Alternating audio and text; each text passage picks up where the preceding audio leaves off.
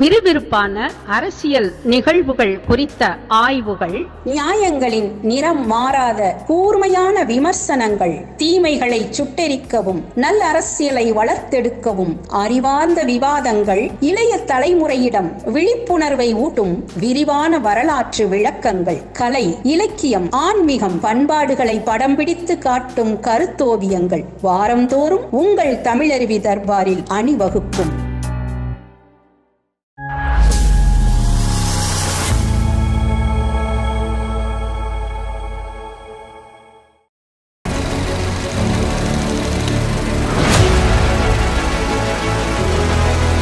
தமிழருவி தர்பார் நேயர்களுக்கு வணக்கம். மறக்க முடியாத திரைப்படங்கள் என்ற இந்த புதிய நிகழ்ச்சியில் முதல் பதிவாக அவருடைய சிலமை கால சிறந்த திரைப்படங்களை பற்றி பேச தமிழருவி மணியன் ஐயா அவர்கள் அரங்கத்திற்கு வந்திருக்கிறார்கள். அவரை வணங்கி வரவேற்போம். வணக்கம் ஐயா. வணக்கம் மீனா. வணக்கம் ஐயா. முதல்ல இந்த தொடரை உங்கள் மூலமாக தொடங்குவதில் மகிழ்ச்சி. விடை தேடும் வினாக்கள், பிறகு செவ்விலக்கியம் சார்ந்த தொடர், இவற்றையெல்லாம் மிகச்சிறப்பாக திருமதி வாசுகி அவர்கள் என்னோடு சேர்ந்து செய்து கொண்டிருக்கிற நிலையில் இப்பொழுது நீங்கள் புதிதாக திரைப்படங்கள் சார்ந்து நல்ல கருத்துக்களை மக்களிடம் கொண்டு செல்வதற்காக என்னோடு கைகோர்த்திருப்பதில் மகிழ்ச்சி அடைகிறேன். உங்கள் வரவு நல்வரவாகுக. நீங்கள் மிகச்சிறந்த காந்தியவாதி. மேடை ஏறி நீங்கள் பேசாத பொருளே கிடையாது, எழுதாத எழுத்துக்களும் கிடையாது. இதை நாங்களும் அறிவோம், இந்த நாடும் அறியும். அந்த வரிசையில் ஒரு திரைப்படத்தை பற்றி நீங்கள் பேச இங்கு வந்திருப்பது, அதற்கு சம்மதம் தெரிவித்ததே எங்களுக்கு வியப்பாக இருக்கிறது. அதைவிட மிக்க மகிழ்ச்சியாக இருக்கிறது ஐயா உங்களை இந்த நிலையில் பார்க்க. இதை பற்றி பேச நீங்கள் சம்மதம் தெரிவித்ததே எங்களுக்கெல்லாம் மிகப்பெரிய மகிழ்ச்சி ஐயா.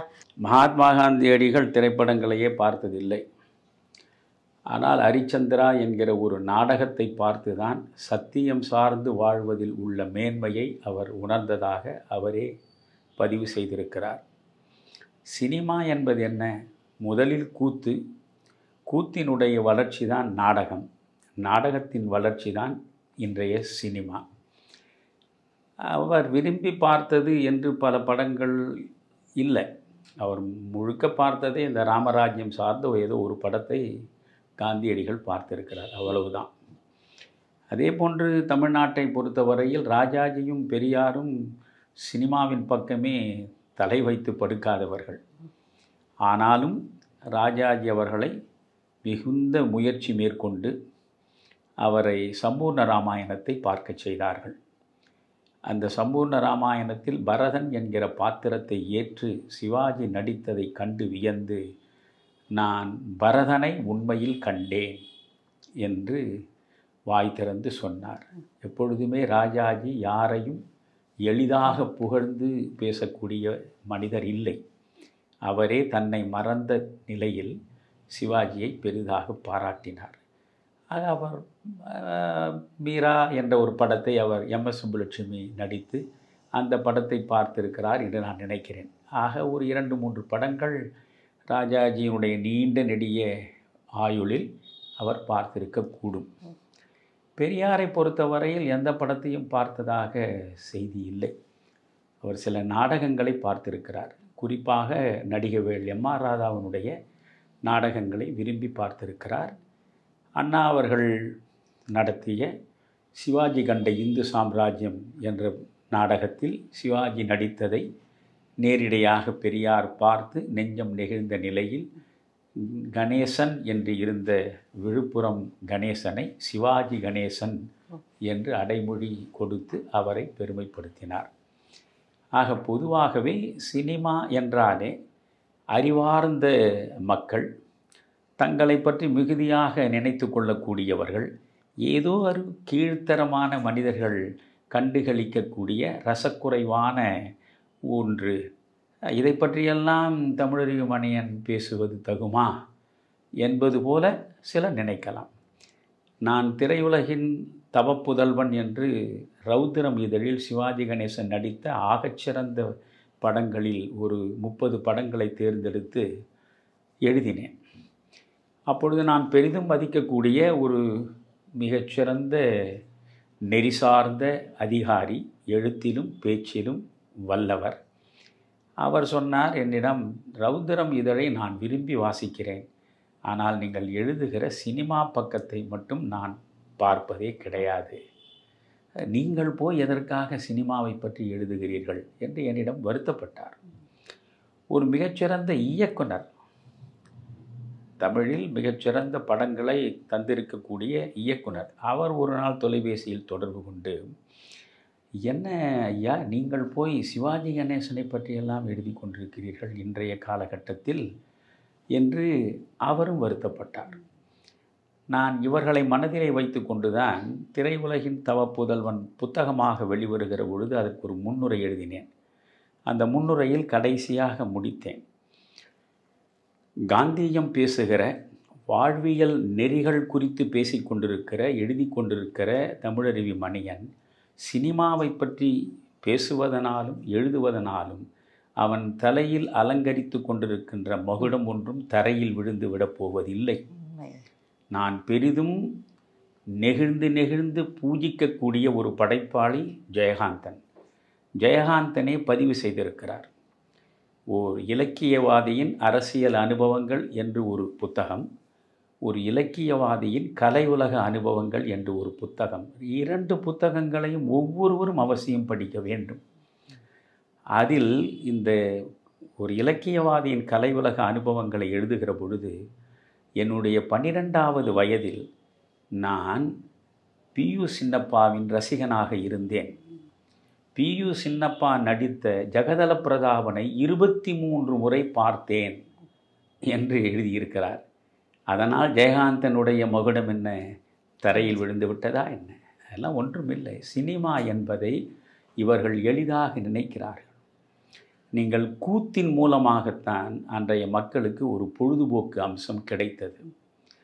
அந்த கூத்து மூலமாகத்தான் பல புராண இதிகாச கதைகளை எல்லாம் அறிந்து கொண்டார்கள். சத்தியம் சார்ந்து வாழ்வதிலே இருந்து, நேர்மை சார்ந்து நடப்பதிலே இருந்து, பெண்ணின் பெருமையிலே இருந்து பலவற்றை எளிய மக்கள் புரிந்து கொள்கிறார் போல் கூத்து அவர்களுக்கு கொண்டு போய் சேர்த்தது. அந்த கூத்தினுடைய வளர்ச்சி தான் நாடகம். நாடகம் என்று சொல்லுகிற பொழுதே நாடு அகம், அதுதான் நாடகம். ஒரு நாட்டில் இருக்கக்கூடிய அகம் முழுவதையுமே உங்கள் முகத்தின் முன்னால் கொண்டு வந்து காட்டக்கூடியதாக அது இருக்கிறது. அதனால்தான் இதை திராவிட இயக்கம் மிக எளிதாக கைப்பற்றி கொண்டது. காங்கிரஸ்காரர்கள் ஏன் தமிழ்நாட்டில் மிகப்பெரிய அளவுக்கு இல்லாமல் வீழ்ந்துபட்டார்கள் என்றால், அவர்கள் இந்த சினிமாக்காரர்களை கூத்தாடிகள் என்று பேசினார்கள். காமராஜர் உட்பட நான் சொல்கிறேன், கூத்தாடிகள் என்று தான் அவர்கள் சொல்லுவார்களே தவிர அவர்களை பெரிதாக மதித்தது கிடையாது. ஆனால் இவர்கள் திராவிட முன்னேற்றக் கழகத்தை நீங்கள் எடுத்துக்கொண்டால், இது வருவதற்கு முன்பு திராவிடர் கழக நிலையிலேயே அவர்கள் மேடைகள் போட ஆரம்பித்தார்கள். தங்கள் கருத்துக்களை நாடகங்களின் மூலமாக விதைக்கத் தொடங்கினார்கள். அப்படித்தான் பகுத்தறிவு சிந்தனைகளை, பல்வேறுபட்ட சமுதாய பிரச்சனைகளை நாடகங்கள் மூலமாகத்தான் கொடுத்தார்கள். அண்ணா நாடகங்களின் மூலமாக மக்களிடம் சென்று சேர்ந்தார், கலைஞர் நாடகங்களின் மூலமாக சென்றார். இப்படி திராவிட இயக்கங்களில் இருக்கக்கூடிய பலர் நாடகங்களுக்குள்ளே போய் நின்றார்கள். அந்த நாடகங்களுக்கு பிறகு சினிமா என்று வந்த நிலையில் அண்ணா சினிமாவுக்குள் காலெடுத்து வைக்கிறார், கலைஞர் அவருக்கு முன்பே காலெடுத்து வைக்கிறார். இந்த 2 பேரும் திரை உலகத்தை, அதனுடைய செல்வாக்கை, அது ஏற்படுத்தக்கூடிய பாதிப்பை மிகச்சரியாக புரிந்து கொண்டவர்கள். அதனால்தான் அண்ணா ஓரிரவு, வேலைக்காரி என்று 2 படங்கள் அது அவருடைய வசனத்தில் வந்தது, கதை வசனத்தில். அப்பொழுது அவர் சொன்னார், இதுபோல் 4 படங்களை எடுப்பதற்கு என்னை அனுமதித்தால் நான் திராவிட நாடே பெற்று விடுவேன் என்று சொன்னார்.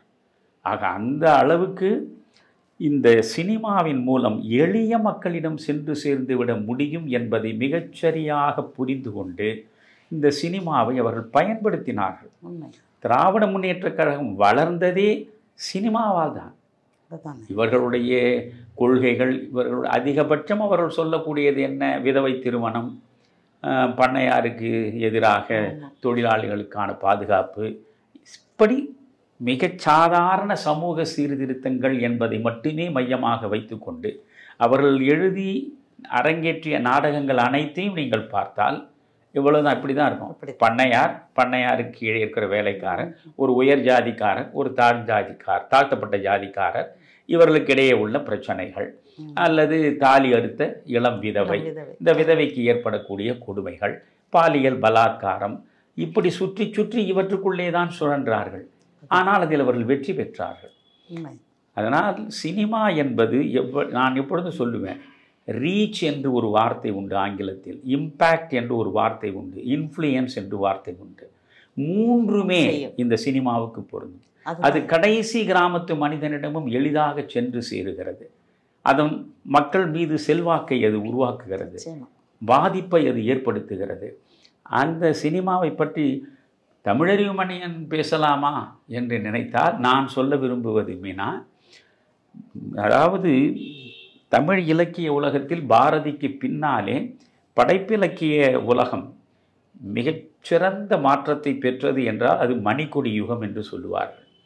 மணிக்கொடி என்ற இதழ், அந்த மணிக்கொடி இதழில் சிறுகதைகள் வெளியே வரும். அந்த மணிக்கொடி இதழில் தான் புதுமை பித்தன், மௌனி, கூபாரா, நா. பிச்சமூர்த்தி போன்றவரெல்லாம் எழுதி எழுத்தை மேன்மைப்படுத்தினார்கள், தமிழை அடுத்த நிலைக்கு கொண்டு வந்து சேர்த்தார்கள். அந்த மணிக்கொடியை ஒரு காலகட்டத்தில் ஏற்று நடத்தியவர் B.S. ராமையா. மிகச்சிறந்த சிறுகதைகளையும் புதினங்களையும் வழங்கியவர். அவர்தான் இந்தியாவிலேயே முதலாக சினிமா என்று ஒரு புத்தகமே போட்டிருக்கிறார். அந்த புத்தகம் என்னிடம் இருக்கிறது.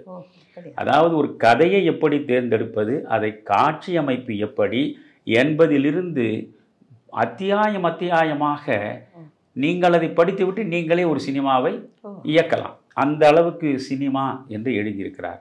அதைவிட நான் சொல்கிறேன், என்னுடைய வாழ்காலத்தில் நான் நேருக்கு நேராக பார்த்து வியந்த ஒரு மிகச்சிறந்த இயல்பான வாழ்க்கை முறையை எழுத்தில் வடித்து காட்டியவர் அசோகமித்திரன். அசோகமித்திரனுடைய எழுத்துக்கள் எல்லாம் அற்புதம். அந்த அசோகமித்திரன் பயாஸ்கோப் என்று தனியாகவே சினிமாவை பற்றி ஒரு புத்தகம் எழுதியிருக்கிறார். எனவே அசோகமித்திரனும் B.S. ராமையாவும் இந்த சினிமாவில் போய் சேர்ந்திருக்கிறார்கள். மாபெரும் இசைக்கலைஞர்களாக இருந்தவர்கள் என்று எடுத்தால் ஒரு பட்டியலையே சொல்லலாம். நீங்கள் நாதஸ்வர சக்கரவர்த்தியாக இருந்த ராஜரத்னம் பிள்ளையிலே இருந்து, நீங்கள் வரிசையாக MM தண்டபாணி தேசிகரிலே இருந்து, இசையை வேள்வியாக நடத்தியவர்கள் கூட சினிமாவிலே வந்து தங்களுடைய முகத்தை காட்ட முனைந்திருக்கிறார்கள். எனவே சினிமா என்பது எளிய மக்களிடமும் எளிதாக சென்று சேரக்கூடிய ஆற்றல் பெற்றது. இந்த சினிமா நேற்றைய தினம், அதாவது இன்றைக்கு எனக்கு 76 வயது முடிந்து விட்டது. நான் என் பதின்ம பருவத்தில் பார்த்த படங்கள் எந்த பாதிப்பை எல்லாம் எனக்கு உருவாக்கின. இன்றைய இளைய தலைமுறை இது போன்ற படங்களை பார்க்க வேண்டும் என்ற என் பெருவிருப்பத்தின் காரணமாகத்தான் இந்த தொடரை தொடங்கலாம் என்று நாம் முடிவு செய்தோம். ஆனால் எனக்கு ஒன்று புரிகிறது. இப்பொழுது M.K. தியாகராஜ பாகவதர் நடித்து 3 ஆண்டுகள் ஓடிய ஒரே படம் ஹரிதாஸ். 3 தீபாவளிகளை கொண்டாடிய ஒரே படம் என்று சொல்கிறோம். ஆனால் அந்த ஹரிதாஸை இப்பொழுது உட்கார்ந்து பார்க்க முடியுமா என்றால் மெல்ல அது நகருகிறது. அந்த வார்த்தை, ஒரு வார்த்தைக்கு அடுத்த வார்த்தை பேசுவதற்கே இடைவெளி விடக்கூடிய நடிப்பாகத்தான் பாகவதருடைய இது இருக்கிறது. ஆனால் பாடல்களுக்காகவே ஓடியது. ஒரு படம் பெரிய வெற்றியை பெற வேண்டும் என்றால் 30 பாடல்கள் 60 பாடல்கள் இருந்திருக்கின்றன. நான் நேற்று நானே ராஜா படத்தை பார்த்தேன். நேற்று இதற்காகவே நானே ராஜா படம் பார்த்தேன். சிவாஜி கணேசன் நடித்து தோல்வி அடைந்த படம் அது. ஆனால் ஈடு இணையற்ற கண்ணதாசனுடைய இலக்கிய படைப்பு அது. அதில் கண்ணதாசனுடைய வசனங்களை நீங்கள் 10 முறை பார்த்தால் கூட வியந்து போவீர்கள். அது ராமாயணத்தை கொஞ்சம் மடைமாற்றி அந்த பாத்திரங்களை திருப்பி போட்டுதான் அது நானே ராஜாவை உருவாக்கி இருக்கிறார். வசனம் அதுபோல் வேறு எந்த படத்திலும் நீங்கள் கண்ணதாசனுடையதை பார்க்க முடியாது. இப்படி உள்ள படங்கள், இவற்றை பார்க்கிற பொழுது நமக்கு ஏற்படக்கூடிய பாதிப்பு. என்னால் P.U. சின்னப்பாவுடைய உத்தமபுத்திரனை ரசிக்க முடியாது. ஆனால் சிவாஜி கணேசன் நடித்த உத்தமபுத்திரனை நான் 10 முறை பார்ப்பேன். அதுபோன்றுதான் இன்றைய இளைய தலைமுறையும். நான் சொல்லக்கூடிய பழைய படங்களை அவர்கள் பார்க்க தயாராக இருக்க மாட்டார்கள். அவர்கள் இன்றைக்கு உத்தமபுத்திரன் என்று தனுஷ் நடித்த படம் நினைக்கிறேன், அந்த படத்தை வேண்டுமானால் அவர்கள் பார்ப்பார்கள். பழைய உத்தமபுத்திரனை அவர்கள் பார்ப்பதற்கு தயாராக இருப்பார்களா என்பது சந்தேகம். இது தலைமுறை இடைவெளி. இருந்தாலும் தயவு செய்து என் இளைய நண்பர்களே, நீங்கள் அத்துணை பேரும் நான் சொல்லுகிற ஒவ்வொரு படமாக நீங்கள் பார்க்க வேண்டும். எனக்காக பாருங்கள். பார்ப்பதனால் பயன் இருக்கிறதா இல்லையா என்பதை உணர்ந்து பிறகு நீங்கள் தமிழருவி தர்பாரில் அதை வெளிப்படுத்துங்கள் என்று தான் சொல்கிறேன். அதுதான் இது ஒரு நீண்ட விளக்க உரையாக நான் கொடுத்ததற்கு காரணம். சினிமா பற்றி பேசுவதா என்றால் சினிமாவை பற்றி பேசியாக வேண்டும். ஏனென்றால் இந்த ஆட்சியை தமிழ்நாட்டில் சினிமாவின் மூலமே முதலமைச்சரானவர்கள் 3-4 பேர். எம்ஜிஆர் நடித்து தான் முதலமைச்சரானார், ஆனால் ஜெயலலிதா நடித்து முதலமைச்சரானார். அண்ணாவும் கலைஞரும் எழுதிய முதலமைச்சரானார் சினிமாவுக்கு. ஆக 4 பேரை முதல்வர்களாகவே கொண்டு வந்து சேர்த்த துறை அது. அந்த துறையில் நான் சின்னஞ்சிறு பருவத்தில் பார்த்த படங்களை பற்றி பேசலாம். இப்பொழுது முதலில் நான் எந்த படத்தை பற்றி பேசலாம் என்று நீங்கள் யோசிக்கிறீர்கள்? நான் இதை தான் கேட்கலாம்னு நினைச்சேன். ஒரு 3 மணி நேர திரைப்படம் ஒரு தனி மனிதனுடைய வாழ்விலையும் இந்த சமுதாயத்திலையும் என்ன ஒரு இம்பேக்டை ஏற்படுத்தி விட முடியும்னு கேட்கலான்னு இருந்தேன். அருமையான விளக்கம் கொடுத்தீர்கள். இப்போ உங்களை ஐயா, நீங்கள் நிறைய இடங்களில் சொல்லியிருக்கீங்க, நீங்கள் நடிகர் திலகம் சிவாஜி கணேசனுடைய தீவிர ரசிகர் என்று பல மேடைகளில் பதிவு பண்ணியிருக்கீங்க. முதல்ல ஒரே ஒரு கேள்வி உங்கள்கிட்ட கேட்கலான்னு இருக்கேன். உங்களுடைய பருவ காலத்தில் சமகால நடிகர்கள் நிறைய பேர் இருந்திருப்பாங்க. சிவாஜி கணேசன் மீது மட்டும் உங்களுக்கு ஒரு தனிப்பட்ட ஈர்ப்பு அது வந்ததற்கு காரணம் என்னவாக இருக்கும் ஐயா? அதாவது மேனா, சிலருக்கு சிவாஜி கணேசன் பிடிக்கும், அதற்காக எம்ஜிஆருக்கு எதிராக அவர்கள் விமர்சனங்களை வைப்பார்கள். சிலருக்கு எம்ஜிஆரை பிடிக்கும், சிவாஜி படத்தை பார்க்க மாட்டார். நான் அப்படி அல்ல. நான் சிவாஜி படமும் பார்ப்பேன், எம்ஜிஆர் படமும் பார்ப்பேன், ஜெமினி கணேசனையும் பார்ப்பேன், SSRஐயும் பார்ப்பேன். எனக்கு வேண்டியது நல்ல படம். நல்ல படத்தை யார் கொடுத்தாலும் அதில் யார் நடித்தாலும் நான் பார்ப்பேன். இப்படி பார்க்கக்கூடிய படங்களில் பல்வேறு பாத்திரங்களை உலகத்திலேயே நீங்கள் எடுத்துக்கொள்ளுங்கள். அதாவது ஒரு குறிப்பிட்ட பாத்திரத்தில் மார்லன் பிராண்டோவுக்கு இணையாக நடிப்பதற்கு ஆள் இல்லை என்று சொல்லலாம். சார்ல்டன் ஹெஸ்டன் என்கிற நடிகருக்கு இணையாக நடிப்பதற்கு ஆள் இல்லை என்று சொல்லலாம். இப்படி நிறைய ஆங்கில சினிமாக்களில் பெரும் சாதனை செய்தவரெல்லாம் இருக்கிறார். ஆந்தனி குவின் எனக்கு ரொம்ப பிடித்த நடிகர். இப்படி ஒரு மிகச்சிறந்த அளவுக்கு நடித்தவர்கள் இருக்கிறார். அதே போல் இந்தியில் நீங்கள் பார்த்தால் ராஜ் கபூரில் இருந்து, திலீப் குமாரில் இருந்து, தேவானந்திலிருந்து வரிசையாக நடித்தவர்களெல்லாம் பார்த்திருக்கிறோம். ஆனால் குறிப்பிட்ட சில பாத்திரங்களில் மட்டும்தான் அவர்களால் பரிமளிக்க முடிந்தது. சிவாஜி கணேசன் என்ற ஒரு மகா கலைஞனால் தான் எல்லா விதமான பாத்திரங்களையும் ஏற்று அத்தனை பாத்திரங்களிலும் தன்னுடைய அற்புதமான நடிப்பை வெளிப்படுத்தி அந்த பாத்திரமாகவே வாழ்ந்து காட்டிய சாதனையாளர். ஒன்று. இரண்டாவது, யாருக்கும் வாய்க்காத கம்பீரமான அந்த குரல், இறைவன் கொடுக்கிற பரிசுதான் இந்த குரல் வளம். எனவே அந்த குரல், அது போன்ற குரல் யாருக்குமே அமையவில்லை. சொல்லப்போனால் அவருக்கு அடுத்து SS ராஜேந்திரனுக்கு அந்த குரல் வளம் இருந்தது. SSRம் நன்றாக வசனங்கள் பேசுவார். நீங்கள் சிவகங்கை சீமையை நீங்கள் பார்த்தால் அவர் கண்ணதாசனுடைய வசனத்தை அவர் தர்பாரில் பேசுகிற காட்சியில் மெய்மறந்து விடுவீர்கள். ஆனால் சிவாஜி ஒரு 10 நிமிடம் பேசினாலும் ஏற்ற இறக்கங்களோடு எந்த இடத்தில் நிறுத்த வேண்டும், எந்த இடத்தில் அங்கிருந்து தொடங்க வேண்டும், எங்கே இடைவெளி கொடுக்க வேண்டும் என்பதெல்லாம் அவருக்கு வாய்த்தது போல் SSRக்கு வாய்க்கவில்லை. எனவே நீண்ட வசனங்களை SSR பேசுகிற பொழுது சிவாஜியிடம் காணக்கூடிய அந்த அற்புத ரசவாதத்தை உங்களால் இங்கே பார்க்க முடியாது. எனவே அவருடைய குரல் வளம், அவருடைய நினைவாற்றல் என்பது முக்கியம். அவர் எப்பொழுதும் ஸ்கிரிப்டை எல்லாம் படித்து பார்த்துவிட்டு அதற்கு பிறகு அவர் செட்டில் வந்து நடிப்பார் என்பது கிடையாது என்று எல்லா நடிகையரும் சொல்லியிருக்கிறார்கள். 1க்கு 3 முறை திரும்ப திரும்ப சொல்லுவார், கேட்பார், கேட்டவுடன் அதை பேசுவார் என்றால் நீங்கள் யோசியுங்கள். எப்பேற்பட்ட வசனங்கள் பராசக்தியிலும், மனோகராவிலும், ராஜாராணியிலும் எல்லாம் அவற்றையெல்லாம் எப்படி அந்த மனிதன் வெறுமனே காதால் கேட்டு கேட்டு 5 நிமிடம் 3 நிமிடம் அவ்வளவு உணர்ச்சி ததும்ப பேசி இருக்கிறார். இவையெல்லாம் இந்த மண் காணாத அதிசயம். அதனால் கமலஹாசன் சொன்னதுதான் இப்போது நினைவுக்கு வருகிறது. நீங்கள் எப்படி கிமு கிபி என்று பிரிக்கிறீர்களோ அதுபோல் தமிழ் திரை உலகத்தை எடுத்தால் சிவாஜிக்கு முன்பு சிவாஜிக்கு பின்பு என்றுதான் நீங்கள் பிரிக்க வேண்டும் என்றார். எனவே ஒரு மகா கலைஞன், எல்லா வகையிலும் மகா கலைஞன். அதனால் சிவாஜி கணேசனை எனக்கு கூடுதலாக பிடிக்கும். அதற்காக எம்ஜிஆர் மீது எனக்கு பிடிப்பு இல்லை என்றோ மற்ற நடிகர்கள் மீது எனக்கு நாட்டம் இல்லை என்றோ பொருள் அல்ல.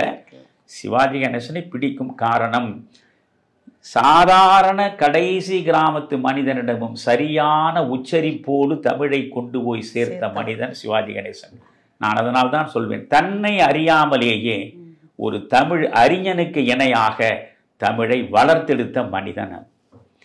தேசபக்தியை தரக்கூடிய அற்புதமான பாத்திரங்களில் நடித்து ஒரு கப்பல் ஓட்டிய தமிழனில், ஒரு கர்ணனில், நீங்கள் கர்ணனாவது இதிகாச பாத்திரம், நீங்கள் வீரபாண்டிய கட்டபொம்மன், கப்பல் ஓட்டிய தமிழன் இரண்டிலும் வேறு எந்த நடிகரையாவது கற்பனை செய்து பாருங்கள். நீங்கள் கமலஹாசன் ஒரு மிகச்சிறந்த நடிகர். இன்றைக்கு இருக்கக்கூடிய நடிகர்கள் விக்ரம் ஒரு மிகச்சிறந்த நடிகர், சூர்யாவும் நன்றாக நடிக்கக்கூடியவர். இப்படி நடிக்கக்கூடியவர்கள் இருக்கிறார்கள். ஆனால் கமலஹாசனை உங்களால் கர்ணனாக பார்க்க முடியுமா? கப்பல் ஓட்டிய தமிழனாக பார்க்க முடியுமா? வீரபாண்டிய கட்டபொம்மனாக பார்க்க முடியவே முடியாது. அது இறைவனே கொடுத்த ஒரு தோற்றம். அது அந்த தோற்றம், அதற்கான முக அமைப்பு, கண்கள், குறிப்பாக பல்வேறு விதமான உணர்வுகளை வெளிப்படுத்தக்கூடிய மிக முக்கியமான சாதனம் கண்தான். அதனால தான் பைபிள்ல அழகாக கர்த்தர் சொல்வார், சரீரத்தின் விளக்கு கண்கள் என்பார். நம்முடைய சரீரத்துக்கே விளக்கு இதுதான்.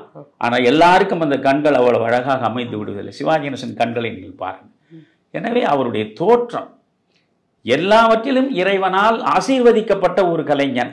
அதனால் அந்த கலைஞனை எனக்கு கூடுதலாக பிடிக்கும். அவ்வளவுதான். அப்படின்னா இன்னைக்கு ஐயா உங்களுக்கு மிகவும் பிடித்த, எனக்கு ரொம்ப பிடிக்கும், நான் சிறு குழந்தையாக இருந்தபோது, வளர்ந்த பிறகு, இப்ப வயதாகிவிட்ட பிறகும் பார்த்து பார்த்து ரசித்த ஒரு திரைப்படம், உங்களுக்கும் பிடித்த திரைப்படமாகத்தான் இருக்கும், பாகப்பிரிவினை என்ற திரைப்படம். ரொம்ப ரொம்ப மகிழ்ச்சி. அதை பத்தி நீங்க சொல்லுங்க ஐயா. என்னை பொறுத்த வரையிலும் நீங்கள் சிவாஜி கணேசனுடைய பழைய படங்களில் எந்த படத்தை நீங்கள் கேட்டாலும் முன்பே சொல்லி உங்களை நான் இதை சொல்லுங்கள் என்பதல்ல. எந்த படத்தை நீங்கள் எப்பொழுது கேட்டாலும் என்னால் இயல்பாக சொல்ல முடியும், அதன் உள்ளே போக முடியும். நான் பார்த்த முதல் படம் பாகப்பிரிவினை. அதே படத்தை நம்ம கேட்டோம். ஏனென்றால் 1959 பாகப்பிரிவினை வந்தது. நான் அப்பொழுது 5ஆம் வகுப்பு படித்து கொண்டிருக்கிறேன். புரிகிறதா? என்னுடைய அன்னையார் மிகச்சிறந்த சிவாஜி சாவித்திரி இணைந்து நடித்த படங்களை தவறாமல் பார்த்து விடுவார். அப்படி பார்க்கிற பொழுது என்னை உடன் அழைத்து கொண்டு செல்வார். என் தாயார் மூலமாகத்தான் எனக்கு இந்த சினிமாவே பரிச்சயமானது. அவர் மூலமாகத்தான் நான் பாகப்பிரிவினை, பாசமலர், பாவ மன்னிப்பு, பாலும் பழமும் இவையெல்லாம் நான் பள்ளி பருவத்தில் படித்து கொண்டிருக்கிற நிலையில் என் அன்னையாரோடு சென்று பார்த்து அந்த பாதிப்புக்கு உட்பட்டவன். இப்பொழுது நீங்கள் பாகப்பிரிவினையை பற்றி சொல்கிறீர்கள். நீண்ட விளக்கங்கள் வேண்டியதில்லை. ஆனால் கொஞ்சம் யோசிங்க.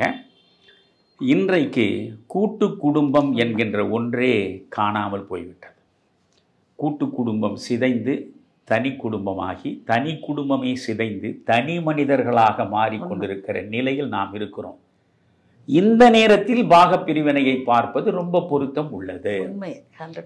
ஒரு கூட்டு குடும்பம் எவ்வளவு அழகாக அமைந்திருக்கிறது. அண்ணன், அதாவது அன்றைய காலகட்டத்தில் லெஜெண்ட்ஸ் என்று ஆங்கிலத்திலே சொல்கிறோமே, அப்படி அற்புதத்திலும் அற்புதமான கலைஞர்கள் அத்தனை பேரும் அந்த படத்தில் இருக்கிறார். அந்த படத்தில் சிவாஜி மட்டும் இல்லை. நான் அதனால தான் சொல்லுவேன், சிவாஜியின் சிறப்பு என்னன்னா, சிவாஜியை ஒரு கணத்தில் வீழ்த்தி விடக்கூடிய அளவுக்கு ஆற்றல் பெற்ற நடிகர்கள் தான் எதிரே நிற்பார்கள் அவருக்கு பாத்திரங்களாக. அவர்களை மீறி இவர் நிற்க வேண்டும் என்பதுதான் மிக முக்கியமான சவால். அந்த சவாலை விரும்பி சந்தித்த மனிதன் சிவாஜி.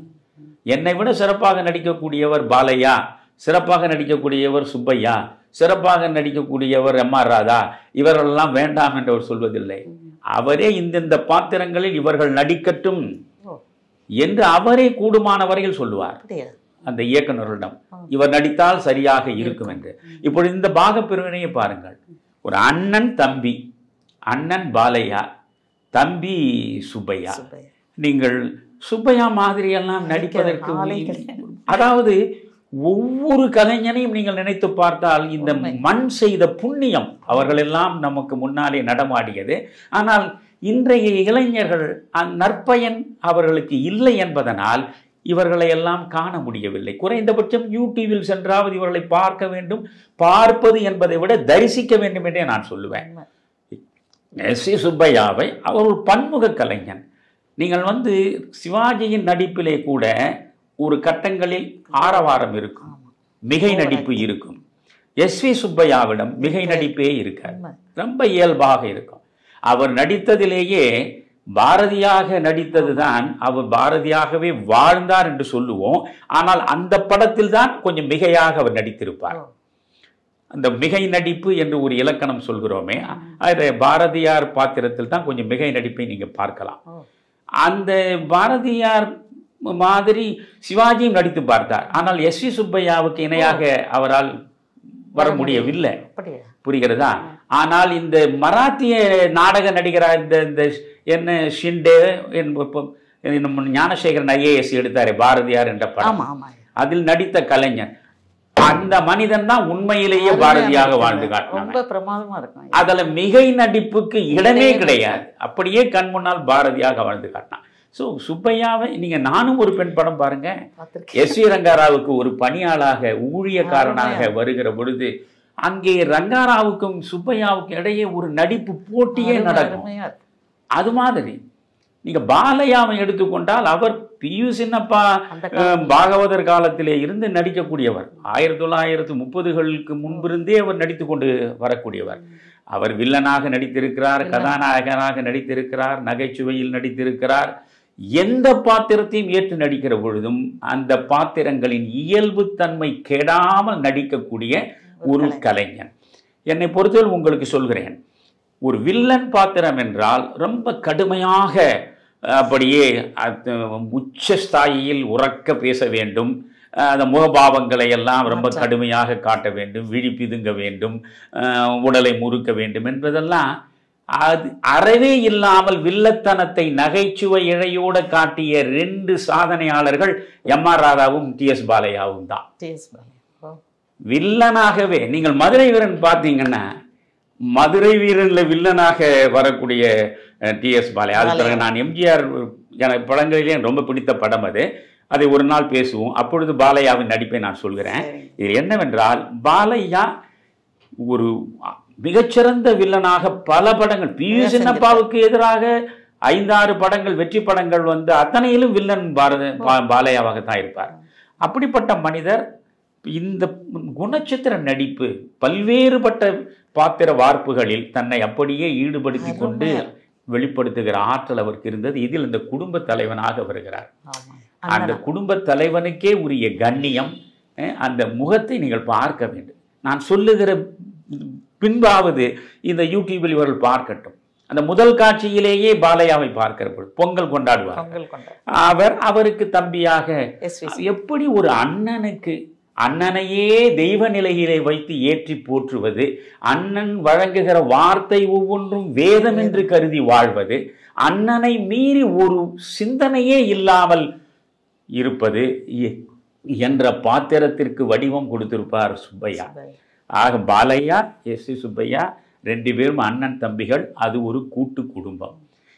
அதாவது ஒரு பெண் எவ்வளவு அற்புதமான நற்பண்புகள் நிறைந்தவளாக இருந்தால் அந்த குடும்பம் செழிக்கும் என்பது ஒரு பக்கம். வாழ வந்த ஒரு பெண் மிக மோசமான மலினமான குணங்களை கொண்டவளாக இருந்து கணவனை ஆட்டி படைத்தால் அந்த குடும்பம் எப்படி சீர்குலையும் என்பது மறுபக்கம். 2 கதாபாத்திரங்களையும் அதற்குள்ளே வைத்திருப்பார்.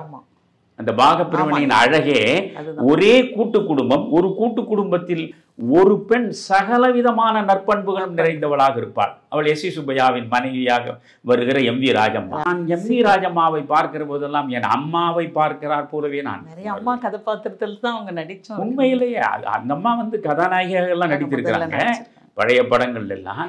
ஆனால் எனக்கு எம்.வி. ராஜம்மாவை பார்க்கிற பொழுது என் தாயை நேரடியாக பார்ப்பது போலத்தான் இருக்கும்.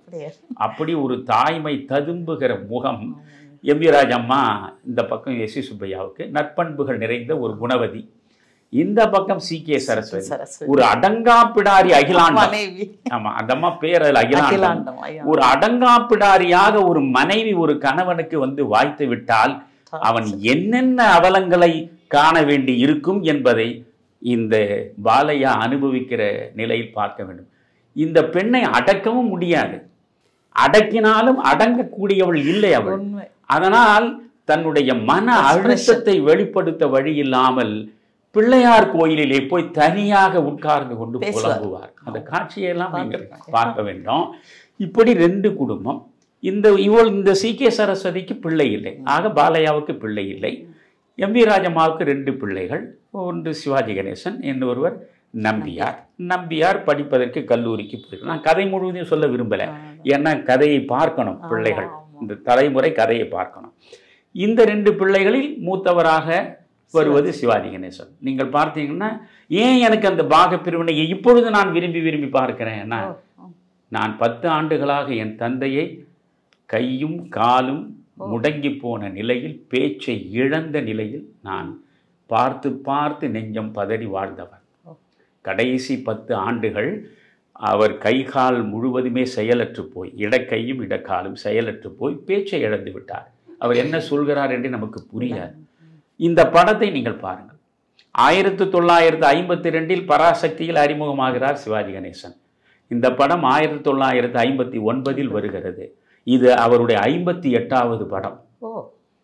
இப்போ நான் 58வது படத்தில் தான் தொடங்குறேன். ஏனென்றால் நான் பார்த்த முதல் படம் அதுதான். 58 படங்கள் 7 ஆண்டுகளுக்குள்ளேயே சிவாஜி கணேசன் நடித்து முடித்து சிவாஜியின் கொடி திரையுலகத்தில் மிக உயரமாக பறக்கிற நிலை. ஆனால் இந்த பாத்திரம் ஒரு கையும் காலும் முடங்கி போனது. முகத்தினுடைய வசீகரம் முழுவதையும் இழந்து அந்த கிராமத்து ஒரு இளைஞன், அந்த முடி ஒரு மொட்டை அடித்து கொஞ்சம் முடி வளர்ந்தார் போல இருப்பது, இந்த கையை இப்படியே வைத்து கொண்டிருப்பது. இந்த படம் வந்து தெலுங்கிலும் வந்தது, கன்னடத்திலும் வந்தது, இந்தியிலும் வந்தது, எல்லா மொழிகளிலும் மிகப்பெரிய வெற்றியை பெற்றது. தேசிய விருது பெற்றது. இது வந்து வெள்ளி பரிசு வாங்கி இந்தியாவில் 2வது மிகச்சிறந்த படமாக வெள்ளி பதக்கம் பெற்றது. இந்த படம் இந்தியில் காந்தான் என்று எடுத்தார்கள். அந்த காந்தான் என்று அந்த படத்தில் சுனில் தத் தான் கதாநாயகனாக நடித்தவர். சுனில் தத்தே ஒரு பேட்டியில் சொல்லி இருக்கிறார், சிவாஜியால் இப்படி இந்த கையை இப்படியே வைத்துக்கொண்டு காலை இப்படியே உந்தி உந்தி நடப்பது போல நான் இதுபோல் எந்த படத்திலும் இவ்வளவு சிரமப்பட்டதில்லை.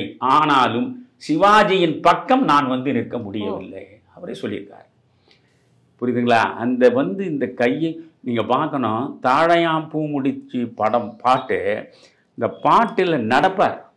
பாட்டு முடிகிற பொழுதும் சரோஜா தேவி கூட நடப்பாங்க, இவர் பின்னால நடப்பார். அந்த உந்தி உந்தி நடக்கிற நடையில கொஞ்சம் கூட மாற்றம் இருக்கவே இருக்காது. கடைசி படம் முடிகிற வரையிலும் அந்த கையும் அந்த காலும் இதே நிலையில் எந்த இடத்திலும் அற்புதமான ஒரு நடிப்பு. அதாவது நான் என்ன சொல்ல விரும்புகிறேன்னா, 1959 சிவாஜி நடித்து வந்த படங்களில் 2 படங்கள் வெள்ளி விழா படங்கள். ஒன்று முதலில் வந்த வீரபாண்டிய கட்டபொம்மன், அதற்கு அடுத்து பாகப்பிரது. பக்கத்தில் இருந்த கிராமங்களிலெல்லாம் வண்டி வண்டியாக வைத்து கொண்டு மக்கள் வந்து பார்த்து கழித்த படம் அது. என்றால் அது கிராமியம் சூழலை முன்னிறுத்து செய்கிற படம் தானே. அந்த சிவாஜி நடிப்புக்கு நான் சொல்கிறேன், நீங்கள் எதை கொடுத்தாலும் அதை அவர் செய்வார் என்று. வீரபாண்டிய கட்டபொம்மனில் பார்த்தீங்கன்னா வெறும் ஆரவாரமான அமர்க்கலமான ஒரு நடிப்பு, மிகைப்பட்ட நடிப்பும் இருக்கு, அது மிகையான நடிப்பு என்று கூட சொல்லலாம். ஆனால் இந்த பாக பிரிவினையில் அவ்வளவு அமைதியாக வீரபாண்டி கட்டபொம்மன் நடித்த கணேசனா இந்த கணேசன் என்று நீங்கள் இரண்டையும் ஒரே நேரத்தில் போட்டு பார்த்தால் வியப்பாக இருக்கும். அவ்வளவு அமைதியாக அந்த முகபாவம், அந்த உடல் மொழி, இந்த ஊனமுற்றிருக்கிறோமே, ஒரு மாற்றுத்திறனாளியாக இருக்கிறோமே என்பதனால் மனதுக்குள் ஏற்படுகிற வலி, அந்த வலியை சுமந்து அதை முகத்தில் வெளிப்படுத்துகிற அந்த நிலை என்ன மாதிரி பாத்திரம் அது. சரோஜா தேவி வாழ்க்கையில் ஏராளமாக அவர் எம்ஜிஆரோடு நடித்திருக்கிறார். எல்லாமே பெருமளவுக்கு வெற்றி படங்கள் தான். ஆனால் என்னை பொறுத்தவரையில் சரோஜா தேவியினுடைய வாழ்க்கையிலேயே மறக்க முடியாத அளவுக்கு மிகச்சிறப்பாக நடித்த படங்கள் என்றால் முதலில் சிவாஜியோடு இந்த படத்தில் தான் அவர் இணைகிறார் என்று நினைக்கிறார், பாகப்பிரிவினை. அதே மாதிரி நீங்கள் பார்த்தால் இருவர் உள்ளம், இருவர் உள்ளத்தில் சிவாஜி சரோஜா தேவி சிவாஜியை மீறிய நடிப்பாக இருக்கும். அதே போல பாலும் பழம் சிவாஜியையே சில இடங்களில் மீறுகிற அளவுக்கு தன் நடிப்பாற்றலை வெளிப்படுத்தியிருப்பார். சிவாஜியை ஒப்புக்கொண்டிருக்கிறார். இந்த பாலும் பழத்தை பொறுத்தவரை என்னை விட சிறப்பாக நீதான் நடித்திருக்கிறாய் என்று. அப்படி 3 படங்கள் என்னை பொறுத்தவரையில் அந்த சரோஜாதேவியினுடைய கலை உலக வாழ்க்கையில் மறக்க முடியாத படங்கள். அதில் முதல் படம், ஒரு கிராமத்தில் ஒரு ஆதரவற்ற அனாதையாய் ஒரு பண்ணையாருடைய வீட்டில் அடைக்கலம் புகுந்து அவர்கள் வீட்டில் பணிப்பெண்ணாக இருந்து கொண்டு அந்த அந்த உடுத்தி இருக்கிற உடையிலே இருந்து அந்த பெண்ணினுடைய தோற்றம் வரையில் நீங்கள் பாருங்கள், அங்கே சரோஜாதேவியே கிடையாது. அருமையா இருக்கும். அந்த மாதிரியான அந்த முகம் அவ்வளவு அழகாக, அவ்வளவு இயல்பாக உணர்வுகளை வெளிப்படுகிற, அதுல குறிப்பாக இந்த தாழையாம் பூ முடிச்சு அந்த பாட்டு, ஐயோ நான் 100 முறை போட்டாலும் உட்காந்து பார்த்துட்டே இருப்பேன். அது பார்த்தீங்கன்னா இந்தி படங்களில் எஸ்டி பர்மனுடைய பாதிப்போடு இதை தன்னை தானே ஆரம்பிக்கிறது. அது எம்.எஸ். விஸ்வநாதன் குரல் கொடுப்பார். அந்த முதல்ல வர குரல் விஸ்வநாதன், அதற்கு பிறகு டிஎம்எஸ் ஆரம்பிப்பார். டிஎம்எஸும் லீலாவும் பாடியது. குறிப்பாக இந்த படத்தை பின்னால் நீங்கள் அடுத்து வரலாம். இப்போ பாத்திரங்களை மட்டும் பேசுவோம். அதனால் இதில் ஒரு டிஎஸ் பாலையா, அதுக்குள்ள ஒரு எஸ்.சி. சுப்பையா, இருவருக்கும் இருக்கக்கூடிய அண்ணன் தம்பி உறவு. இதில் கால் முடங்கி போன ஒரு மூத்தவன், படித்து விட்டு வந்த ஒரு இளையவன், அந்த இளையவனுக்கு இந்த கால் முடங்கி போனவன் மீது இருக்கக்கூடிய ஒரு ஏளனம், பார்க்கிற பொழுதே ஒரு அலட்சியம், இவையெல்லாம் இந்த பக்கம். இதுக்குள் நடக்கக்கூடிய பிரச்சனைகள் திடீரென்று இந்த அழகாக நடக்க, அதாவது இந்த அடங்காப்பிடாரி அகிலாண்டம் பல தவறுகளை செய்தாலும் அதையும் கடந்து அந்த குடும்பம் இணக்கமாக பாலையாவின் முயற்சியால் வாழ்ந்து கொண்டிருக்கிறது. அந்த நிலையில் தான் சிங்கப்பூர் சிங்காரம் வருவார், உள்ள வருவார். நீங்கள் இந்த படத்தை தூக்கி நிறுத்தியதே எம்.ஆர். ராதா. நீங்க எம்.ஆர். ராதாவுடைய 3வது கட்ட நுழைவு அது திரை உலகத்துல. அவர் 1930களிலேயே ராஜசேகரன் என்ற ஒரு படத்தில் நடித்திருக்கிறார். அவரை பொறுத்தவரையில் மக்களை நேரடியாக சந்தித்து நாடகங்கள் மூலமாக பாதிப்பை ஏற்படுத்துவதற்கு தான் கடைசி வரை முன்னுரிமை தந்தவர். நேரடியாகவே அவர் மக்களை சந்திக்க அவருடைய உயிர் மூச்சு நாடகம்தான். எனவே பெரும்பாலும் அவர் நாடகங்களில் நாட்டம் செலுத்தியதால் திரைப்படம் பக்கம் அதிகமாக வரல. 30களில் அவர் நடிக்கிறார், அது ராஜசேகரன். அதுக்கு பிறகு 39 நினைக்கிறேன், 1939 சந்தனத்தேவன் ஒரு படம், அதில் வில்லனாக வருகிறார். இதெல்லாம் நான் பார்க்கல, நான் பிறக்கவே இல்லையே. ஆனால் தேடி தேடி எடுக்கிற புதையல். அதற்கு பிறகு அவர் மீண்டும் 2வது பிரவேசமாக வருகிறார். அப்படி 2வது பிரவேசமாக வந்ததுதான் ரத்த கண்ணீர். அது மாதிரி இன்றைக்கு இல்லை, இன்னும் ஒரு 100 ஆண்டு கடந்தாலும் யாரும் நடிக்க முடியாது. இப்போ நான் வெளிப்படையா சொல்றேன், நான் சிவாஜியை ரசிப்பவன் தான். நவராத்திரியில் 9 வேடங்கள் நடித்திருக்கிறார். அதுல இந்த பெருநோயாளியாக ஒரு வேடத்தில் சிவாஜி வருகிறார். எம்.ஆர். ராதாவின் பக்கத்தில் கூட அந்த நடிப்பு நிற்காது. எம்.ஆர். ராதா பெருநோயா நடித்த நடிப்புக்கு பக்கத்தில் நிற்காது. சிவாஜி தன் தோல்வியை மனதளவில் ஒப்புக்கொண்டே இருக்க வேண்டும். அதனால் அவரே சொல்லியிருக்கிறார், கொஞ்சம் அசந்தால் என்னை வீழ்த்தி விட்டு வெற்றி கொடி நாட்டக்கூடிய மிக முக்கியமான கலைஞர்கள் 2 பேர், அதில் ஒருவர் எம்.ஆர். ராதா, இன்னொரு பாலையா என்று. அப்படி அசந்தால் போதும் என்று அவர்கள் நிற்பார்கள். அதே போல ரங்காராவ், நான் பிறகு அது படிக்காத மாதிரி பற்றி சொல்லும்போது சொல்றேன். இதுல இந்த பாத்திரங்களில் உள்ள நுழைகிறார் சிங்கப்பூர் சிங்காரமாக. இது 2வது அவர் திரையுலக பிரவேசம். அதற்கு பிறகு நீங்க பார்த்தீங்கன்னா இது 1959 வந்தது. ஒரு 8 ஆண்டு காலம் எம்.ஆர். ராதா இல்லாத படமே கிடையாது. தமிழ் சினிமாவில் எம்.ஆர். ராதா இல்லாமல் ஒரு திரைப்படம் கிடையாது. அந்த அளவுக்கு சிவாஜி, எம்ஜிஆர், ஜெமினி, எஸ்எஸ்ஆர், வெவ்வேறு நாயகர்கள் எல்லார் படங்களிலும் எம்.ஆர். ராதா இருப்பது முக்கியமாக போய்விட்டது. அந்த மாதிரி ஒரு 2வது திருப்பு முனையாக இரத்த கண்ணீர் கொடுத்தது அவருக்கு. இரத்த கண்ணீருக்கு பிறகு ஒரு பெரிய இடைவெளி வந்தது. ஒரு நல்ல இடத்து சம்பந்தம் என்று ஒரு படம் நடித்தார். அந்த படம் வெற்றி அடைஞ்சது. பிறகு தாமரை குளம்னு ஒன்று முக்தா பிலிம்ஸ் படம் நடித்தார். எப்பொழுதாவது இடைவெளி விட்டு வந்தது. பிறகு இந்த 1959 3வது பிரவேசம் தான் பாகப்பிரிவினை. 8 ஆண்டுகள் கொடிகட்டி பறந்த மனிதன். எனக்கு எம்.ஆர். ராதாவிடம் பிடித்தது என்ன தெரியுங்களா? இப்ப நான் உங்களுக்கு சொல்றேன், இந்த படத்தை பார்க்கிற மனிதர்கள் இனியாவது ஒரு முறை பாருங்க. எந்த எம்.ஆர். ராதா படத்தையும் பாருங்க. இப்பொழுது ஒரு சிவாஜி கணேசன் இருக்கார், எம்.ஆர். ராதா இருக்கார், ஒரு நடிகை தேவிகாவோ வேற யாரும் இருக்காங்க. 3 பேருக்குள்ள காட்சி நடக்கிறது என்றால் எம்.ஆர். ராதா பேசுகிற இடத்தில் அவர் முகபாவங்களை காட்டுவது, நடிப்பை வெளிப்படுத்துவது அது இயல்பே. ஆனால் சிவாஜி பேசுகிற பொழுது, தேவிகா பேசுகிற பொழுது, ஒவ்வொரு இவர் நடிக்க வேண்டிய இவர் பிரேம்ல தான் இருப்பார். இவர் பிரேம்ல நிற்பாரு, நின்று கொண்டிருப்பார். அவர் பேசுவார், இந்த அம்மா பேசுவார். ஆனால் அந்த நேரத்தில் இந்த மனிதனுடைய முகபாவங்களை நீங்க பார்க்கணும். அப்படி வேறு யாரையுமே நீங்க பார்க்க முடியாது. அதாவது ஒரு குறிப்பிட்ட நேரத்தில் தனக்கு வசனம், தனக்கு நடிப்பு அப்பொழுதுதான் நம்மை வெளிப்படுத்துன்றதே கிடையாது. தான் அமைதியாக இருக்க வேண்டிய இடத்திலேயே 1000 விதமான முகபாவங்களை அவர் காட்டுவார். நாடகம் கொடுத்த அதுதான் 2வது அவருடைய தனிச்சிறப்பு. யாருக்கும் வாய்க்காதது, அவர் பஞ்சநாதம். 5 குரல்கள்ல பேசுவார். ஒரு குரலை உச்சத்துக்கு கொண்டு போய் உடனே அதே குரலை அப்படியே கீழே இறக்கி அப்புறம் பிறகு நடுவில் நிறுத்தி அவர் அசகாயஸ்வரர். அவரை பற்றி பேசுவதென்றால் நான் இப்பொழுது சொல்றேன், பாவ மன்னிப்ப சமீபத்தில் பார்த்தேன். நான் சிவாஜி ரசிகன் தான். என்னால சிவாஜியை பல இடங்கள்ல ரசிக்க முடியல. ஆனா எம்.ஆர். ராதாவை சலிப்பில்லாம ரசிச்சேன். அப்படி ஒரு நடிகர். அதுல சிங்கப்பூர் சிங்காரமா வருவாரு. மறக்க முடியாத காட்சி என்னன்னா, இது சிவாஜி கணேசன் அன்னைக்கு பொங்கலுக்காக அது கொழா புட்டு செஞ்சிருப்பாங்க.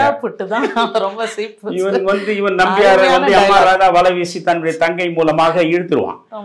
ஆமா, இவன் சிவாஜி கணேசன் விரும்பி விரும்பி அம்மா கூப்பிடுறாங்கடா, பொங்கலுக்கு பண்றாங்க, கொழா புட்டு தயாராயிருக்கு, நீ வாடான்னு கூப்பிடுவான். இவன் வருவார், என்ன மேன் அது, என்ன மேன் கொழா புட்டு, அது ஒண்ணே இல்ல சிங்காரம், பாயில்டு கேக்கா, என்ன பண்ணுவீங்க, இந்த குழா, இந்த மூங்கில் குழாயில நீராவி மூலமா, ஓ டேய் அவன் நீராவியை வச்சு ட்ரெயினை விடுறான், பிளைட்டை விடுறான், கப்பலை விடுறான், நீங்க கொழா புட்டு செஞ்சு உள்ள கேட்பாரு. ரொம்ப சிரிப்பான அது மாதிரி அந்த படத்துல ஒரு இடமுமே நீங்க ரொம்ப ரசிக்க வேண்டியது. அதாவது உள்குத்து வைக்கிறதுல ராதாவுக்கு இணையான ஆளே கிடையாது. இது இவர் வந்த பிறகு சென்னைக்கு வந்துடுவாரு. அவர் ஒரு ஷோ நடத்துவாரு, அகிலாண்டம் ஷோன்னு சொல்லிட்டு. அதுக்கு மலேசியா சிங்கப்பூர்ல எந்த நாட்டியக்காரன்னு 2 பேர் இருக்காங்க. ஒருத்தி அம்மா, ஒருத்தி பொண்ணு. இந்த நம்பியார் தான் இவருக்கு மைத்துனன், இவன் தங்கை புருஷன். இவன் தான் என்னுடைய மைத்துனன்னு சொல்லுவான். சரி, இவர் யாருன்னு கேட்கிற பொழுது மைத்துனன் சொல்லிட்டு நம்பியாரான்னு இந்த 2 பேரையும் அறிமுகப்படுத்துவார். இவங்க யார் தெரியுமா, இந்த அந்த பேர் ரீனாவோ ஏதோ நடிகை, நாட்டிய நடிகரின்னு சொல்லிட்டு அவளுடைய அம்மா. இந்த அம்மா ஒரு காலத்துல மதுரையில சந்து கடையில இட்லி சுட்டு வித்து குப்பம்மா இப்போ ஜில் ஜில் ராணி சொல்லுவார், பேர் மாத்திக்கினாங்க. ஏன்னா இப்போ இந்த ரீனாவுக்கு நடிகைக்கு இவங்க அம்மா ஆயிட்டாங்கல்ல, அதனால இவங்க ஜில் ஜில் ராணி அப்படின்னு சொல்லுவார். அப்போ ஒவ்வொரு நடிகையுடைய முன்னாள் வாழ்க்கை, பிறகு இந்நாள் வாழ்க்கை, இதெல்லாம் அந்த காலத்திலேயே 60களுக்கு முன்னையே ஒரு உள்குத்த ஒரு குத்துவார். ஒவ்வொரு இடத்துலையும் நீங்க நல்லா இருக்கும் பார்க்கலாம். இந்த படம் முழுக்க பிரமாதமாக இருக்கும். இதுல நடிகர்கள் எல்லாருமே அவரவர் பங்களிப்பை சிறப்பாக கொடுத்திருக்கிறார்கள். ஐயா, நீங்க இந்த அதாவது ஒரு கூட்டு குடும்பத்தில் ஒரு கூடா நட்பு உள்ளே பூந்துச்சுன்னா அந்த குடும்பம் பெற நஷ்டத்தையும் கஷ்டத்தையும் சொல்லுதுன்னு இதை எடுத்துக்கலாம். இந்த படத்தில் வந்து ஐயா ரொம்ப ஷட்டிலாக நடிச்சிருப்பார் நம்பியார். ரொம்ப அவர் இல்லைன்னா ரொம்ப ஷட்டிலாக நடிச்சிருப்பார். இறுதியாக நீங்கள் வந்து இந்த படத்தோட பாடலை பற்றி நம்ம பேசலைன்னா இந்த பேட்டியை நிறைவு பெறாது, முற்று பெறாது ஐயா. மிக சிறந்த உங்களுக்கு பிடித்த கண்ணதாசனுடைய பாடல்கள் 3 பாடல்கள் அன்னைக்கு கிடையாது, இன்னைக்கு கூட எல்லா இடங்களும் விரும்பி கேட்கப்படுகிறது.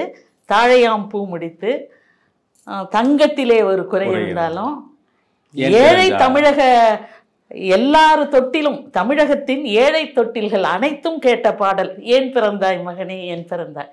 இந்த 3 பாடல்களையும் நீங்க விளக்கம் சொன்னீங்கன்னா அதுக்கு ஒரு தனி சுவையே வரும் ஐயா. ரொம்ப மகிழ்ச்சி.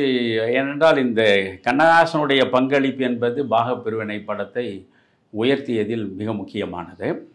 அந்த படத்தில் வந்து அப்பொழுது பட்டுக்கோட்டையினுடைய கொடி தான் உயரத்தில் பறந்து கொண்டிருந்தது.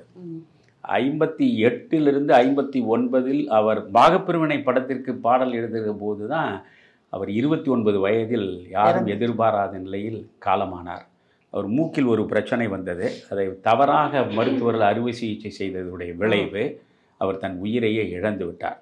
ஆனால் இந்த இடைப்பட்ட காலத்தில் அவர் எழுதிய பாடல்கள்லாம் எங்கேயோ கொண்டு போயிடுச்சு. அதுவும் கல்யாண பரிசில் அத்தனை பாடல்களும் சூப்பர் ஹிட், எல்லா பாடல்களுமே. அதனால் வந்து எந்த பட தயாரிப்பாளனும் பட்டுக்கோட்டையை கூப்பிடு அப்படின்னு தான் கூப்பிடுவான். இந்த படத்துக்கு அவர் வந்து எழுதினது 2 பாட்டு. அது இல்லை, அது வந்து கண்ணதாசன் பாட்டு. இது வந்து பிள்ளையாறு கோயிலுக்கு பொழுதுருக்க வந்திருக்கும் பிள்ளையாரு இந்த பிள்ளையாரு அப்படின்னு ஒரு கிண்டல் பண்ற பாட்டு. அதுல சிவாஜி கணேசன் ரொம்ப அற்புதமா அந்த கையும் காலையும் ஆமா போக்கிரி பிள்ளைகளா அப்படின்னு பிரமாதமான பாட்டு. அதை ரொம்ப அழகா எழுதியிருப்பார் பட்டுக்கோட்டை.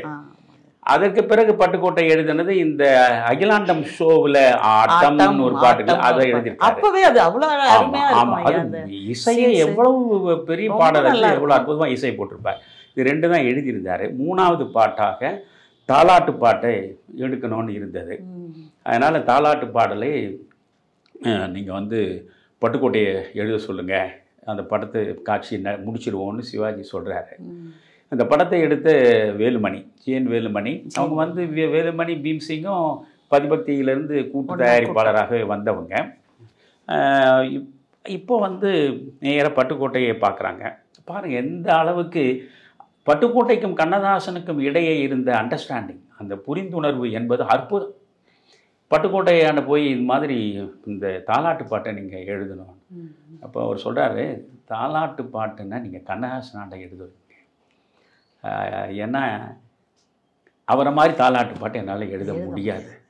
அது வந்து காரைக்குடி தேவகோட்டை அந்த சிவகங்கை சீமைக்கே உண்டான சொத்து தாலாட்டு பாட்டு. அவர்கள் பாடுவது என்பது சாதாரண படிப்பறியாக பாமர பெண்மணிகள் கூட அப்படி பேசுகிற பொழுதே மோனையும் எதுகையும் துள்ளி வருகிறார் போல அள்ளி விடுவாங்க அவங்க. அதனால் நீங்கள் வந்து கண்ணதாசனை எழுத சொல்லுங்கன்னு சொல்கிறேன். இது வந்து சிவாஜி கணேசனுக்கும் கண்ணதாசனுக்கும் அப்பொழுது ஒரு பிரச்சனை இருந்தது. எழுத மாட்டார்னு சொன்னாங்க. தெனாலிராமன் படம் வந்து வந்த நேரத்தில் சிவாஜி கணேசன் கண்ணதாசன் ஒரு கொள்கைக்கு தன்னை ஈடு கொடுத்தாருன்னா அதன் உச்சத்தில் போய் நின்று ஒரு குரங்காட்டம் ஆடுவார். திமுகவை விட்டு சிவாஜி வெளியே வந்து விட்ட நேரம், அப்பொழுது திமுகவில் மிக தீவிரமாக இயங்கி கொண்டிருக்கிறார் கண்ணதாசன். அவர் என்ன செய்தார், தெனாலிராமன் ஒரு படம் வந்தது. அந்த படத்திற்கு கண்ணதாசன் தான் வசனம். அந்த படத்தின் ஒரு காட்சியில் இந்த பூமிக்கு அடியில் உடல் முழுவதையும் புதைத்து தலை மட்டும் வெளியே தெரிகிறா போல தெனாலிராமனை பண்ணியிருப்பாங்க. அதை யானை வந்து மிதிக்கிற காட்சி. அது அந்த காட்சி படத்தை மட்டும் எடுத்து உடல் முழுவதும் பூமிக்குள்ளே தலை மட்டும் மேலே இருக்கிறது மட்டும் எடுத்து இவர் தான் நடத்துகிற இதழில் போட்டு, இனி திமுகவிலிருந்து வெளியேறிய சிவாஜி கணேசனுக்கு இதுதான் கதின்னு ஒன்று போட்டார். அதில் சிவாஜி கணேசன் மிக கடுமையாக பாதிக்கப்பட்டார். எந்த இடத்துல இந்த கவிஞன் கிடைச்சாலும் அவன் சட்டையை பிடிச்சி 2 அறை விடாமல் நான் ஓய போகிறது இல்லை அப்படின்னு சொல்லிட்டார். அதே போல் எங்கே இவன் கிடைப்பான்னு அவர் தேட ஆரம்பிச்சிட்டார். ஒரு கட்டத்தில் ஸ்டுடியோவில் கணேசனை இவர் நேராக பார்த்துறாரு. பார்த்து 2 பேரும் கைகலப்பு நடந்துருச்சு. கைகலப்பு நடந்த பிறகு இனி என் படத்தை நீ பாட்டு எழுதக்கூடாது. NS கிருஷ்ணன் தடுத்தாரோ ஐயா? அது சமரசம் பார்த்தாங்க, பண்ணி பாருங்க. அது வந்து ஒன்றும் பிரச்சனை இல்லை. அது NS கிருஷ்ணன் சமரசமெல்லாம் நீங்கள் எம்ஜிஆருக்கும் கண்ணதாசனுக்கும் நடந்த விஷயத்தில் ராஜா தேசிங் அதில் தான் அவர் சமரசம் பண்ணது. இதில் NS கிருஷ்ணன் ரோல் ஒன்றும் கிடையாது. இது வந்து இந்த நிலையில் சிவாஜிக்கு பாட்டு எழுதுறது இல்லை. அவர் படங்கள் வந்துட்டு இருக்கு. பட்டுக்கோட்டையை தான் இப்போ எழுதணும், தொட்டிலுக்கு இந்த தாலாட்டு பாட்டுன்னு சொல்லியாச்சு. என்ன செய்கிறது இவர்களுக்கு புரியலை. இவர்கள் வந்து போய் கண்ணதாசனோட போயிருக்காங்க. முதல்ல இது மாதிரி பாட்டு என்னுடைய தொழிலே பாட்டு எழுதுறது தான். யாரை பற்றி எனக்கு ஒன்றும் பிரச்சனை இல்லை, காட்சியை சொல்லு பாட்டு எழுதுறேன்னாரு. அவர் எழுதிட்டார். பாட்டை கொண்டு வந்து சிவாஜி ஆண்ட போட்டு காட்டினாங்க. சிவாஜி பாட்டை கேட்டுட்டு துள்ளி எழுந்து, பட்டுக்கோட்டைன்னா பட்டுக்கோட்டை தான்டா அப்படின்னு சொல்லியிருக்காரு. மன்னிக்கணுங்க, இது பட்டுக்கோட்டை எழுதலை, பட்டுக்கோட்டையே வந்து கண்ணதாசனாண்ட எழுதி வாங்கிங்கன்னு சொன்னார். அப்படியா? அதுக்கு பிறகு இன்னும் 2 பாட்டும் எழுது. அதுதான் நீங்கள் சொல்கிற தழையாம் முடிச்சு பாட்டு.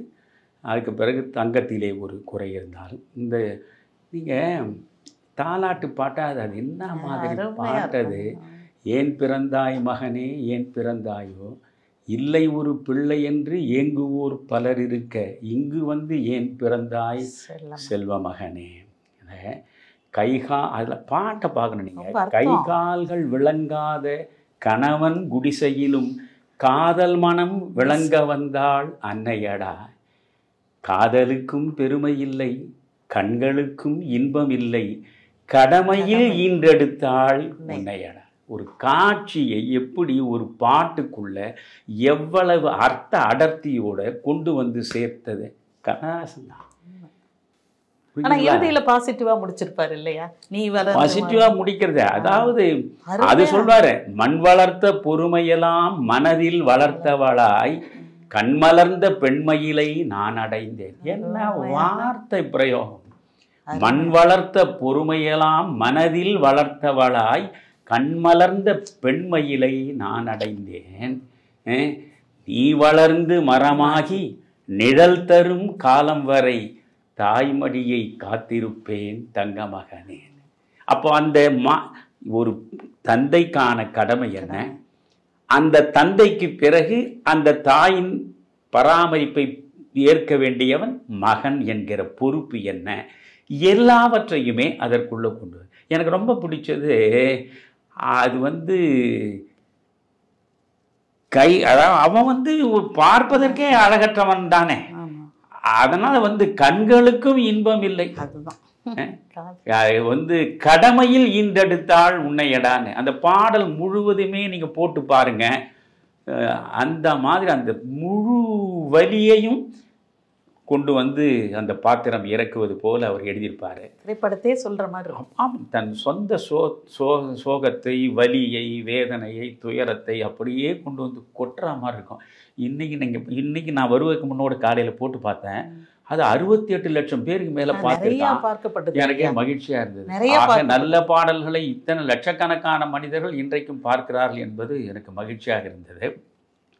தழையாம் பூமுடிச்சு பாட்டு வந்து நீங்க பார்த்தீங்கன்னா இது மாதிரி ஃபோக் சாங்ஸ், கிராமிய பாடல்கள் எழுதுவதில் தனி முத்திரை பதித்தவர் கொத்தமங்கலம் சுப்பு தான். கொத்தமங்கலம் சுப்பு மாதிரி கிராமிய பாடல்கள் யாரும் எழுத முடியாது. இந்த பாகப்பிரிவினை படத்தை அவர் ஒரு திரையரங்கத்தில் பார்க்கிறார். தாழையாம் பூமுடிச்சு பாடல் வருகிறது. இந்த பாடலை பார்த்த உடனே தன்னை மறந்த நிலை எழுந்து கை தட்டினார் கண்ணதாசன். தாழையாம் பூமுடிச்சு தடம் பார்த்து நடை நடந்து வாழையிலை போல வந்த பொன்னம்மா என் வாசலுக்கு வாங்கி வந்தது என்னம்மா. அதுக்காக என்ன அழகா சொல்ற பாருங்க. பாலை போல் சிரிப்பிருக்கு, பக்குவமாய் குணம் இருக்கு, ஆளழகும் சேர்ந்திருக்கு கண்ணையா. அவ அழகா சொல்ற இந்த ஏழைகளுக்கு என்ன வேணும் சொல்லையா. அடுத்த வரையும் ரொம்ப அழகா. அடுத்த வரிக்கு எப்படி பதில்? அதுதான் வந்து அந்த கிராமிய பண்பாட்டு பாரம்பரிய விழுமியங்களை அவ்வளவு அழகாக கொண்டு வந்து குறைந்தவனை. அது லாஸ்ட். இதுக்கு முன்ன வந்து நீங்க பாத்தீங்கன்னா அது மாமியார் சீதனமும் அது பார்த்தாவது வீடு தாயாரின் சீதனமும் தம்பிமார் பெரும்பொருளும் மாமியார் வீடு வந்தால் போதுமா அது மானாபிமானம் தன்னை காக்குமா. என்ன வார்த்தைங்கன்னு பாருங்க. தாயாரின் சீதனமும் தம்பிமார் பெரும்பொருளும் மாமியார் வீடு வந்தால் போதுமா அது மானாபிமானம் தன்னை காக்குமா. அதற்கு சரோஜாதேவி சொல்றது போல சொல்லுவான், மானமே ஆடைகளாம் மரியாதை பொன்னகையாம் நாணமாம் துணை இருக்க. நாணம்தான் துணை, மானம்தான் ஆடை, மரியாதை தான் பொன்னகை, நாணமாம் துணை இருக்க எங்கள் நாட்டு மக்கள் குலப்பெருமை தோன்றுமே அப்படின்னு அவ பதில் சொல்றான். அருமையா இருக்கு. இந்த அதுக்கு அடுத்து அந்த காட்சி இதில் பார்த்தீங்கன்னா சிவாஜி எரும மாட்டு மேலே உட்காந்து வருவார். ஒரு பாத்திரத்துக்கு எந்த அளவுக்கு தன்னை ஈடுபடுத்திக் கொள்வது. எரும மாட்டு மேலே உட்காந்து தான் வருவார். அப்புறம் கட்ட வண்டியில் வருவார். இந்த இடம் நான் பார்க்கும்போது எனக்கே நான் அப்படியே ஒரு பாத்திரத்தோடு இணைஞ்சிடுவேன். இந்த பாடலில் அந்த வரி வரும்போது எனக்கு தாழ முடியாமல் கண்ணில் தண்ணி அழுக வந்துடும். என்னுடைய மனைவி அப்பப்போ கேலி பண்ணுவா, நீங்க எந்த படத்தை பார்த்தாலும் அழுவீங்கன்னு சொல்லுவாங்க. அம்மா அப்படியே தேம்பி தேம்பி அழுவாங்க, என்னையும் கூட்டிட்டு போவாங்க. அது என்னன்னா அந்த இடத்துல பார்த்தீங்கன்னா தன்னுடைய நிலையை சொல்றான். அங்கம் குறைந்தவனை அழகில்லா ஆண்மகனை மங்கையர்கள் நினைப்பதுண்டோ சொல்லம்மா வீட்டில் மனம் பேசி முடிப்பதுண்டோ சொல்லம். ஐயா இதுக்கு எப்படி பதில் சொல்லுவார் கண்ணதாசன் நான் நினைச்சிருக்கேன் ஐயா. இந்த கேள்விக்கு எந்த கவிஞரால பதில் சொல்ல முடியும்னா அருமையா பதில் இல்லை. இதை தினமணி வைத்தியநாதன் நானும் பேசின்னு இருந்தோம்.